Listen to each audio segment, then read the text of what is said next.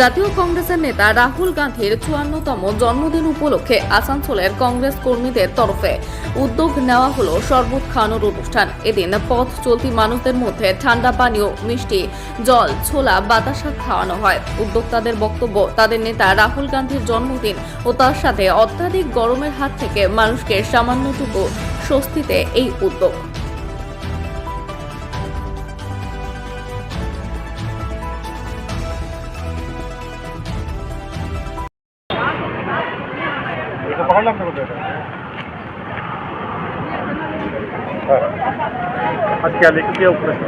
देखिए, आज हमारे नेता राहुल गांधी जी का आज 54 साल जन्मदिन के मौके पर हम लोग यहाँ पे मोहब्बत का शरबत साथ में छोले, बतासे, गुड़ वाली लोगों को खिला रहे हैं, क्योंकि जिस तरीके से गर्म पड़ा है इस बार लोग परेशान हैं। तो आज इसीलिए हम लोग अपने नेता राहुल जी के जन्मदिन के मौके पर हम लोग GT road Congress party office के सामने लोगों को मोहब्बत की शरबत पिला रहे हैं। आज 19 जून हमारे सबार प्रिय नेता राहुल गांधीजिर ৫৪তম जन्मदिन।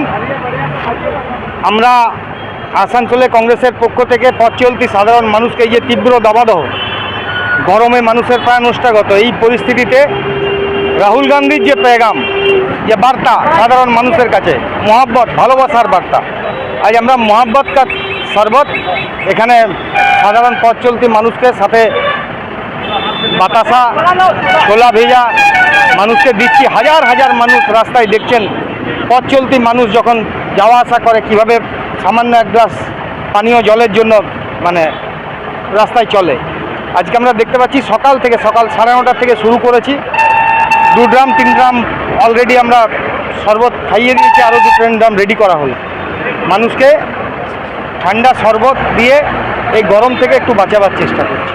রাহুলজির যে মেসেজ মহব্বত, ভালোবাসা, উনি আমাদেরকে ক্লিয়ার নির্দেশ দিয়েছেন কোনো কেক কেটে কোনো উৎসব পালন নেই। ওনার জন্মদিন উনি বলেছেন পালন করতে হলে সাধারণ মানুষের সেবায় নিয়োজিত করো। আমরা সেই সাধারণ মানুষের সেবায় আজকে রাহুলজির সেবায় নিয়োজিত হয়ে রাহুলজির জন্মদিন পালন করছি।